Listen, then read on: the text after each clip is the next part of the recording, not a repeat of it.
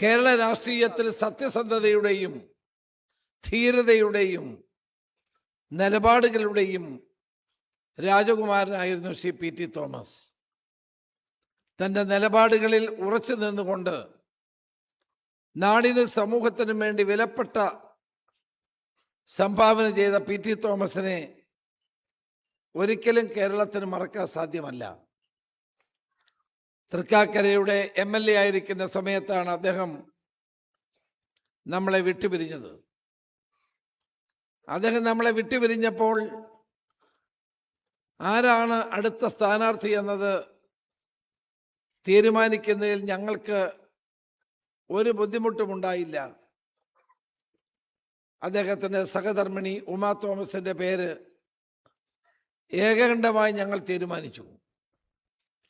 തൃക്കാക്കരയിലെ ജനങ്ങൾ രണ്ട് കൈയും നീട്ടി സ്വീകരിച്ചു.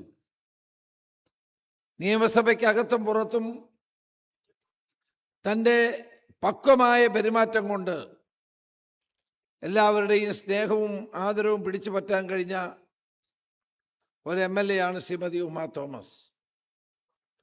ഉമാ തോമസിന്റെ നേതൃത്വത്തിൽ നടക്കുന്ന 6ാമത്തെ PT Thomas educational excellent award അതിമനോഹരമായാണ് ഇവിടെ സംഘടിപ്പിച്ചിരിക്കുന്നത്. തീർച്ചയായും SLC +2 പരീക്ഷകളിൽ ഉന്നത വിജയം നേടിയ വിദ്യാർത്ഥികളെ ആദരിക്കുന്ന വഴി അവർക്ക് ഭാവിയിൽ ഉയർന്ന തലങ്ങളിലേക്ക് വളർന്നു വരാനുള്ള പ്രോത്സാഹനമാണ് നമ്മൾ നൽകുന്നത്. ഇപ്പോൾ നിങ്ങൾക്ക് കിട്ടിയിരിക്കുന്ന ഇപ്പോഴത്തെ ഈ അവസരം, അംഗീകാരം ഭാവിയിൽ കൂടുതൽ കൂടുതൽ നേട്ടങ്ങൾ കൈവരിക്കാനുള്ള പ്രോത്സാഹനമാണ്. നമ്മുടെ ഓരോരുത്തരുടെയും ജീവിതത്തിൽ ഓരോ വഴിത്തിരിവുകൾ ഉണ്ടാകും. ആ വഴിത്തിരിവുകളാണ് നമ്മളെ ഓരോ തലങ്ങളിലേക്ക് എത്തിക്കുന്നത്. SSLC +2 പരീക്ഷകളിൽ ഉന്നത വിജയം നേടിയ നിങ്ങളുടെ ജീവിതം ഒരു വഴിത്തിരിവിലെത്തിയിരിക്കുന്നു. നിങ്ങൾക്ക് തീരുമാനിക്കാം എങ്ങോട്ട് പോകണം. നന്മയുടെ പാതയുണ്ട്, തിന്മയുടെ പാതയുണ്ട്. നന്മയുടെ പാത തിരഞ്ഞെടുക്കണം. അങ്ങനെ തിരഞ്ഞെടുക്കുമ്പോഴാണ് കൂടുതൽ ഉയരങ്ങളിലേക്ക് നിങ്ങൾക്ക് എത്താൻ കഴിയുന്നത്. ഈ ഹാളിലിരിക്കുന്ന നിങ്ങളോട് എനിക്കൊരു അഭ്യർത്ഥനയുണ്ട്. നിങ്ങൾ ഈ ഹാൾ വിട്ടു പോകുന്നതിന് മുമ്പ് തീരുമാനിക്കണം എന്താണ് നാളെ നിങ്ങളുടെ ലക്ഷ്യം, നിങ്ങളുടെ സ്വപ്നം. ആ ലക്ഷ്യത്തിലേക്കും ആ സ്വപ്നത്തിന്റെ സാക്ഷാത്കാരത്തിനും വേണ്ടി ഉള്ള കഠിനാധ്വാനമായിരിക്കണം നിങ്ങളുടെ ജീവിതത്തിന്റെ അടുത്ത ഘട്ടം.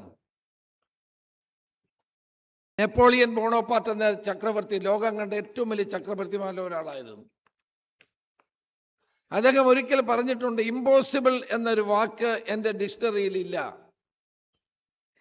That means everything is possible എന്ന് തന്നെയാണ്. ഇമ്പോസിബിളായ ഒരു കാര്യവും ഈ ലോകത്തില്ല. എല്ലാം പോസിബിളാണ്. കഠിനാധ്വാനവും അർപ്പണബോധവും അച്ചടക്കവും ഉണ്ടെങ്കിൽ ഏത് കാര്യത്തെയും നമുക്ക് നേടിയെടുക്കാൻ കഴിയും. ഇന്ന് ലോകം നിങ്ങളുടെ വിരൽത്തുമ്പിലാണ്. ലോകത്ത് നടക്കുന്ന ഏത് സംഭവങ്ങളും നമുക്ക് ഓരോ നിമിഷവും നമുക്ക് അറിയാൻ കഴിയും. നമ്മുടെ കയ്യിൽ ഒരു ഫോൺ ഉണ്ടെങ്കിൽ ആ ഫോൺ മാത്രം മതി. ഇന്ന് നിങ്ങൾ പഠിക്കുന്ന കാലഘട്ടം ഇൻഫർമേഷൻസിൻ്റെ അതിവിപുലമായ വിപ്ലവം നടന്ന ഒരു കാലഘട്ടമാണ്. ഒരു ഫോൺ മാത്രം മതി ഒരാൾക്ക് ജീവിക്കാൻ. എൻ്റെ ഭാര്യയ്ക്ക് അറിയാവുന്നതിനേക്കാൾ എൻ്റെ ഫോണിന് എന്നെ അറിയാം. എനിക്ക് ആർക്കെങ്കിലും പണം അയക്കണമെങ്കിൽ ഫോൺ മതി, മെസ്സേജ് അയക്കണമെങ്കിൽ ഫോൺ മതി, ആരോട് സംസാരിക്കണമെങ്കിലും ഫോൺ മതി. ഞാൻ ആരോടാണ് സംസാരിച്ചതെന്ന് അറിയണമെങ്കിൽ എൻ്റെ ഫോൺ പരിശോധിച്ചാൽ മതി. എനിക്ക് ഏറ്റവും കൂടുതൽ ഇഷ്ടം ആരോടാണ്, ഏറ്റവും കൂടുതൽ കാലം ഞാൻ സംസാരിക്കുന്ന ആരോടാണ്, എൻ്റെ ഫോൺ പരിശോധിച്ചാൽ മതി. ഞാനിപ്പോൾ തൃക്കാക്കരയിലാണ് നിൽക്കുന്നതെന്ന് എൻ്റെ ഫോൺ പരിശോധിച്ചാൽ മതി. ഞാൻ എങ്ങോട്ടാണ് എവിടെ നിന്നാണ് വരുന്നതെന്ന് എൻ്റെ ഫോൺ പരിശോധിച്ചാൽ മതി. ഞാൻ ടോം ജോസിന് ഇപ്പോൾ എത്ര രൂപ അയച്ചു കൊടുത്തു എന്നുള്ളത് എൻ്റെ ഫോൺ നോക്കിയാൽ മതി. ടോൺ ജോസഫ് എനിക്ക് എത്ര രൂപ തന്നു എന്ന് എൻ്റെ ഫോൺ പരിശോധിച്ചാൽ മതി. അപ്പോൾ ഒരു ഫോൺ ഉണ്ടെങ്കിൽ അത് മാത്രം മതി. ഫോൺ ഒരു അപകടകാരി കൂടിയാണ്. ഞങ്ങളുടെ പോലീസുകാർ ആളുകളെ കണ്ടെത്തുന്നത് ഫോൺ പരിശോധിച്ചിട്ടാണ്. ഒരാൾ എവിടെയുണ്ട് എന്ന് കണ്ടുപിടിക്കുന്ന ഫോണിലൂടെ, ഫോൺ പരിശോധിച്ച സിം പരിശോധിച്ചിട്ടാണ്. അപ്പോൾ ഫോൺ എന്ന് പറയുന്നത് അപകടകാരിയാണ്. പക്ഷേ ഫോണില്ലാതെ നമുക്ക് ജീവിക്കാൻ കഴിയില്ല. നമ്മളൊക്കെ ഫോണിന് അടിമകളാണിപ്പം, അല്ലേ? നമ്മളെല്ലാം ഫോണില്ലാതെ ജീവിക്കാൻ പറ്റില്ല. ഇത് സൂചിപ്പിക്കുന്നത് എന്താണ്? ശാസ്ത്രത്തിൻ്റെ അതിവിപുലമായ വളർച്ചയാണ്. കഴിഞ്ഞ ദിവസം അമേരിക്കയിൽ നിന്ന് എൻ്റെ ഒരു ഫ്രണ്ട് വന്നു. അദ്ദേഹം എന്നോട് പറഞ്ഞു, നാസയിൽ ജോലി ചെയ്യുന്ന ആളാണ്. അദ്ദേഹം എന്നോട് പറഞ്ഞു, ഇനി ആരോടെങ്കിലും രഹസ്യം സംസാരിച്ചാൽ പോലും അത് കണ്ടുപിടിക്കാനുള്ള അവസ്ഥ, ഒരു പരീക്ഷണം നടക്കുകയാണ്. ഇപ്പം ഞാനിവിടെ നിങ്ങളോട് സംസാരിക്കുകയാണ്, ഇത് ഈ അന്തരീക്ഷത്തെ നിൽക്കുകയാണ്. ഒരാൾ കുറെ കഴിഞ്ഞ് ഗവേഷണം വിജയിച്ചാൽ അന്തരീക്ഷത്തിൽ നിന്ന് എൻ്റെ വാക്കുകൾ ഇങ്ങനെ അന്തരീക്ഷത്തിൽ നിൽക്കുകയാണ്. അത് റീപ്രൊഡ്യൂസ് ചെയ്യാൻ കഴിയും. ഞാൻ ആസിഫ് അലിയോട് രഹസ്യമായിട്ടൊരു കാര്യം പറഞ്ഞാൽ ആ കാര്യം റീപ്രൊഡ്യൂസ് ചെയ്തെടുക്കാൻ കഴിയുന്ന ടെക്നോളജി ലോകത്ത് ഇന്ന് വളർത്തിക്കൊണ്ടുവരാൻ ശ്രമിക്കുകയാണ്. അപ്പം നമ്മൾ ആലോചിച്ച് നോക്കി, എത്രമാത്രം ലോകത്തൊരു രഹസ്യവുമില്ല എന്നുള്ളതിന് ഏറ്റവും വലിയ ഉദാഹരണമല്ലേ? മാത്രമല്ല, ശാസ്ത്രത്തിൻ്റെ പുരോഗതി എത്ര വലുതാണ്. ചന്ദ്രനിൽ മനുഷ്യർ താമസിക്കാൻ പറ്റില്ല. കാരണം 15 ദിവസം പകലാണെങ്കിൽ 15 ദിവസം ഇരുട്ടാണ്, അന്തരീക്ഷമില്ല. എന്നാൽ ചൊവ്വയിൽ അന്തരീക്ഷമുണ്ട്, ചൊവ്വയിൽ വെള്ളമുണ്ട്, അന്തരീക്ഷമുണ്ട്. രാവും പകലും തമ്മിലുള്ള വ്യത്യാസം വളരെ കുറവാണ്. അപ്പോൾ ഇപ്പം നാസ നടത്തുന്ന പരീക്ഷണം ചൊവ്വയിലേക്ക് ആളുകളെ കൊണ്ടുപോകുന്നതിനെ പറ്റിയാണ്. ചൊവ്വയിൽ പോയി 6 മാസം അവിടെ താമസിക്കാനുള്ള ആളുകൾ ടിക്കറ്റ് ബുക്ക് ചെയ്തുകൊണ്ടിരിക്കുന്ന കാലമാണ്. എന്നോട് ISROയുടെ ചെയർമാനായിരുന്ന ISROയുടെ മുൻ ചെയർമാൻ എന്നോട് പറഞ്ഞു, നമ്മളെപ്പോലെ തന്നെ ആളുകൾ താമസിക്കുന്ന ഗ്രഹങ്ങൾ ലോകത്തല്ല, ഈ ഭൂമണ്ഡലത്തിലുണ്ട് എന്നാണ് പറയുന്നത്. നമ്മളെക്കാൾ ഒരുപാട് വിദ്യാസമ്പന്നരായ ആളുകൾ ഉണ്ടാകാം.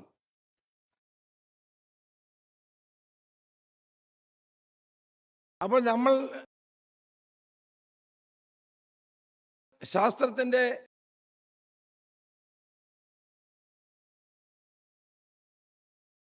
അതിവിപുലമായ സാധ്യതകൾ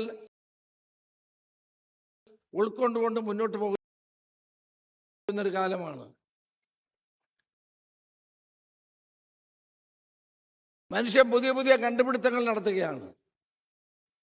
എൻ്റെ അടുത്ത സുഹൃത്താണ് അനിൽ മേനോൻ. അദ്ദേഹം ഇപ്പോൾ ബഹിരാകാശത്ത് നടക്കുകയാണ്. ഇത്ര നാളത്തെ കഠിനാധ്വാനത്തിൻ്റെ ഫലമായിട്ടാണ് ആ മനുഷ്യൻ, ഒരു മലയാളി, ബഹിരാകാശത്ത് നടക്കുന്നത്, ബഹിരാകാശത്തേക്ക് പോയത്. എന്നാലോചിച്ച് നോക്കുക, എത്ര കാലം തൻ്റെ ജീവിതം അതിനുവേണ്ടി ചിട്ടപ്പെടുത്തി, ശരീരം ചിട്ടപ്പെടുത്തി, ഈ ഒരു ലക്ഷ്യം സാക്ഷാത്കരിക്കാൻ വേണ്ടി അദ്ദേഹം ഇവിടെ പോവാണ്. ഇപ്പം ബഹിരാകാശത്താണ്. ഞാനിത് പറയാനുള്ള കാരണം, നമുക്കൊക്കെ എന്തുകൊണ്ട് പുതിയ പുതിയ കാര്യങ്ങളെപ്പറ്റി ആഗ്രഹിച്ചുകൂടാ? പുതിയ പുതിയ ഇന്നോവേഷൻസിനെ പറ്റി എന്തുകൊണ്ട് ചിന്തിച്ചുകൂടാ? നമുക്ക് എന്തുകൊണ്ട് പുതിയ പുതിയ കാര്യങ്ങൾ കണ്ടുപിടിച്ചുകൂടാ? നമുക്ക് എന്തുകൊണ്ട് പുതിയ പുതിയ കാര്യങ്ങൾ ജീവിതത്തിൽ നേടണമെന്നുള്ള ആഗ്രഹം ഉണ്ടാകിക്കൂടാ? എല്ലാവരും അങ്ങനെ ചിന്തിക്കാൻ തയ്യാറാകണം. പുതിയ പുതിയ കാര്യങ്ങൾ കണ്ടെത്താനും ലോകത്തിന് പുതിയ സംഭാവന നൽകാനും കഴിയത്തക്ക നിലയിൽ നമ്മുടെ ജീവിതത്തെ ചിട്ടപ്പെടുത്താൻ നമുക്ക് കഴിയണം. നിങ്ങളുടെ ഈ കാലഘട്ടമാണ് ഏറ്റവും സുന്ദരമായൊരു കാലഘട്ടം. ഈ കാലഘട്ടത്തിൽ നിങ്ങൾ ആഗ്രഹിക്കേണ്ട അത്തരം കാര്യങ്ങളെ പറ്റിയാണ്. നിങ്ങളുടെ മാതാപിതാക്കൾ നിങ്ങളെ കഷ്ടപ്പെട്ട് പഠിപ്പിച്ച് വലുതാക്കി നിങ്ങളുടെ അധ്യാപകർ നിങ്ങളെ പഠിപ്പിച്ച് വലുതാക്കി ഒരു സ്റ്റേജിലെത്തുന്നു. അടുത്ത സ്റ്റേജിലേക്ക് പോകുമ്പോൾ പുതിയ പുതിയ കാര്യങ്ങളെപ്പറ്റി ചിന്തിക്കണം. പുതിയ പുതിയ കാര്യങ്ങൾ നേടാൻ വേണ്ടി പരിശ്രമിക്കണം. ലോകത്ത് ഏറ്റവും കൂടുതൽ അറിയപ്പെടുന്നവരായി മാറണമെങ്കിൽ പുതിയ കാര്യങ്ങൾ ഉണ്ടാകണം. അതായിരിക്കും നമ്മളുടെ ഓരോരുത്തരുടെയും മനസ്സിലുണ്ടാകേണ്ടത്. നമ്മളെല്ലാവരും ജീവിതത്തിൽ ഒത്തിരി വെല്ലുവിളികളെ നേരിടുന്നുണ്ട്. The question is how to translate these challenges into opportunities. ഈ വെല്ലുവിളികളെ എങ്ങനെ അവസരങ്ങളാക്കി മാറ്റാൻ കഴിയും? അതാണ് നമ്മൾ ഓരോരുത്തരും ചിന്തിക്കേണ്ടത്. വെല്ലുവിളി ഇല്ലാത്തവരായി ആരുമില്ല. പ്രതിസന്ധികളിലൂടെ മാത്രമേ വ്യക്തികൾ വളരുകയുള്ളൂ. പ്രയാസങ്ങളിലൂടെ മാത്രമേ വ്യക്തിത്വം രൂപപ്പെടുകയുള്ളൂ. അതുകൊണ്ട് ഓരോരുത്തരും ഇവിടെ കൂടിയിരിക്കുന്ന എല്ലാ വിദ്യാർത്ഥികളും നമ്മുടേതായ ലോകത്ത് നമ്മൾ ധാരാളം പ്രതിസന്ധികളും പ്രയാസങ്ങളും ദുഃഖങ്ങളും ഒക്കെ നേരിടുന്നവരാണ്. അതിനെ അതിജീവിക്കുക എന്നുള്ളതാണ് ഏറ്റവും പ്രധാനപ്പെട്ട കാര്യം. അത് നമുക്ക് കഴിയുമോ എന്നുള്ളതാണ് നിങ്ങൾ ചിന്തിക്കേണ്ടത്. ഞാൻ ഒരു കാര്യം കൂടി പറഞ്ഞ് അവസാനിപ്പിക്കാം. നമ്മുടെ മുമ്പിലുള്ള ലക്ഷ്യം എന്താകണം? ഞാൻ നേരത്തെ ചൂണ്ടിക്കാണിച്ച ആ സ്വപ്നത്തിൻ്റെ സാക്ഷാത്കാരമാകണം. ഇന്ന് ഇന്ത്യയിൽ നടക്കുന്ന വിദ്യാർത്ഥികൾ നേരിടുന്ന ഏറ്റവും വലിയ പ്രശ്നം പരീക്ഷാ പേടിയാണ്. പരീക്ഷയെ എല്ലാം അറിയാം, അധ്യാപകർ പഠിപ്പിച്ച കാര്യങ്ങളൊക്കെ അറിയാം. പക്ഷേ പരീക്ഷാ പേടി കാരണം പല കുട്ടികൾക്കും അറിയാവുന്ന കാര്യങ്ങൾ പോലും എഴുതാൻ കഴിയുന്നില്ല. പരീക്ഷാ പേടി. ഇത്തവണ SSLC +2 പരീക്ഷകളിൽ ഫുൾ മാർക്ക് കിട്ടാത്തതിൻ്റെ പേരിൽ 7 കുട്ടികൾ ആത്മഹത്യ ചെയ്തു. ആത്മഹത്യ ഏതെങ്കിലും പരിഹാരമാണോ? ഒരു തവണ പരാജയപ്പെട്ടാൽ അടുത്ത തവണ ജയിക്കാം. ഈ ആത്മഹത്യ ചെയ്യുന്നവർ ഭീരുക്കളാണ്. ദൈവം തന്ന ജീവിതം നശിപ്പിക്കാൻ നമുക്ക് അവകാശമില്ല. അത് ഭീരുത്വമാണ്. ഏത് ബുദ്ധിമുട്ടുള്ള സാഹചര്യത്തെ നേരിടാനുള്ള കരുത്തുണ്ടാകുക എന്നുള്ളതാണ് ഏറ്റവും പ്രധാനപ്പെട്ട കാര്യം. പരീക്ഷാ പേടിയെപ്പറ്റി അതുകൊണ്ട് എനിക്ക് നിങ്ങളോട് പറയാനുള്ളത്, പരീക്ഷയെ പേടിക്കരുത്. നിങ്ങൾക്കറിയാം, നിങ്ങൾ ഇനി ഒത്തിരി പരീക്ഷ എഴുതേണ്ടവരാണ്. പരീക്ഷ വരുമ്പോൾ ധൈര്യപൂർവം പഠിച്ച കാര്യങ്ങൾ എഴുതുകയും പറയുകയും ചെയ്യുമ്പോഴാണ് കൂടുതൽ മാർക്ക് കിട്ടുന്നത്. അതിനെ പേടിച്ചിട്ട് എന്ത് കാര്യം? അതുകൊണ്ട് പരീക്ഷാ പേടി ഒഴിവാക്കി അധ്യാപകർ ക്ലാസ്സിൽ പഠിപ്പിച്ച കാര്യങ്ങൾ മനസ്സിൽ സൂക്ഷിച്ച് പക്വതയോടെ സമാധാനത്തോടെ നമ്മൾക്ക് എഴുതാൻ കഴിയുമ്പോഴാണ് വൻ വിജയമുണ്ടാകുന്നത്. ആ വിജയത്തിലേക്ക് നിങ്ങൾ ഓരോരുത്തരും എത്തണം. ജീവിതത്തിൻ്റെ പടവുകൾ ഇനി ഒത്തിരി ചവിട്ടി മുന്നോട്ട് പോകേണ്ടതായിട്ടുണ്ട്. ലോകത്ത് നടക്കുന്ന ഒത്തിരി പരീക്ഷണങ്ങൾ നമ്മളിപ്പോൾ കാണും. ഏറ്റവും ലേറ്റസ്റ്റ് പരീക്ഷണം കൂടി പറഞ്ഞ് അവസാനിപ്പിക്കാം. ലോകത്ത് ജനസംഖ്യ കുറയുകയാണ്. ഏഷ്യൻ രാജ്യങ്ങളായ ചൈനയിലും ഇന്ത്യയിലുമാണ് ഇപ്പോൾ ജനസംഖ്യ കൂടുതലുള്ളത്. മറ്റു പല രാജ്യങ്ങളും കുറയുകയാണ്. ജർമ്മനി കുറയുന്നു. ജർമ്മനി ഓപ്പൺ ഡോർ പോളിസിയാണ്, ആർക്ക് വേണമെങ്കിൽ താമസിക്കാം. ഓസ്ട്രേലിയയിൽ കേരളത്തിൻ്റെ അത്രയും ജനസംഖ്യയില്ല. അമേരിക്കയിൽ ജനസംഖ്യ കുറയുന്നു. യൂറോപ്പ് ആകെ നേരിടുന്ന പ്രശ്നം ജനസംഖ്യ കുറയുന്നു. അപ്പോൾ ആ രാജ്യങ്ങളൊക്കെ ചിന്തിക്കുന്നത്, ജനിച്ച മനുഷ്യൻ ഇപ്പോൾ ഒരു 60, 70, 80 ആകുമ്പോൾ മരിക്കുമല്ലോ. 150 വയസ്സ് വരെ എങ്ങനെ ജീവിക്കാം? 200 വർഷം വരെ ഒരു മനുഷ്യൻ എങ്ങനെ ജീവിക്കാം എന്നുള്ളതിൻ്റെ പരീക്ഷണങ്ങൾ നടക്കുകയാണ്. ഏതായാലും നമ്മുടെ കാലത്ത് നടക്കില്ല. പക്ഷേ വരാൻ പോകുന്ന കാലത്ത് ഒരു പക്ഷേ ലോകത്ത് മനുഷ്യൻ 150 വർഷം വരെ 200 വർഷം വരെ ജീവിക്കുന്ന പരീക്ഷണങ്ങൾ നടന്നുകൊണ്ടിരിക്കുകയാണ്. ഞാനിത് പറഞ്ഞത്, ഓരോ പുതിയ പുതിയ പരീക്ഷണങ്ങൾ വരുമ്പോഴും ഇതെല്ലാം മനുഷ്യനാണ് ചെയ്യുന്നത്. ഈ പരീക്ഷണങ്ങൾക്ക് നേതൃത്വം കൊടുക്കുന്ന മനുഷ്യരാണെന്ന് നമ്മൾ ആലോചിക്കണം. അപ്പം നമുക്ക് എന്തുകൊണ്ട് കഴിഞ്ഞുകൂടാ? ഇത്തരം പരീക്ഷണങ്ങൾക്ക് നേതൃത്വം കൊടുക്കാൻ എന്തുകൊണ്ട് നമുക്ക് കഴിഞ്ഞുകൂടാ? അത്തരം കാര്യങ്ങൾ, ഇന്നൊവേറ്റീവായുള്ള കാര്യങ്ങൾ പഠിക്കുകയും മനസ്സിലാക്കുകയും ചെയ്ത് മുന്നോട്ട് പോകണമെന്ന് എൻ്റെ പ്രിയപ്പെട്ട അവാർഡ് ജേതാക്കളായ എല്ലാവരോടും ഞാൻ അഭ്യർത്ഥിക്കുന്നു. നിങ്ങളുടെ ജീവിതം കൂടുതൽ ശോഭനമാകട്ടെ. ഈ കാലഘട്ടത്തിലൂടെ കൂടുതൽ കാര്യങ്ങൾ മനസ്സിലാക്കാനും പഠിക്കാനും അതുവഴി ഉയർന്ന വിജയത്തിലേക്ക് എത്താനും സാധിക്കട്ടെ എന്ന് മാത്രം ആശംസിക്കുന്നു. ഉമാ തോമസിന് ഒരിക്കൽ കൂടി അഭിവാദ്യങ്ങൾ നേരുന്നു. നേരത്തെ എടുത്ത പ്രതിജ്ഞ, അത് ഓരോരുത്തരും എടുത്ത പ്രതിജ്ഞയ്ക്ക് വലിയ വിലയുണ്ട്. ആ പ്രതിജ്ഞ ഒരാളും ലംഘിക്കാൻ പാടില്ല. ജീവിതത്തിൽ ഒരിക്കലും ലഹരി ഉപയോഗിക്കില്ല എന്ന ആ പ്രതിജ്ഞയുമായി മുന്നോട്ട് പോകണം. ഓപ്പറേഷൻ തുഫാൻ കേരള ചരിത്രത്തിലെ ഏറ്റവും വലിയ ഐതിഹാസികമായ ഒരു വലിയ സർക്കാരിൻ്റെ മാത്രം ജനങ്ങളുടെ മുന്നേറ്റമാണ്.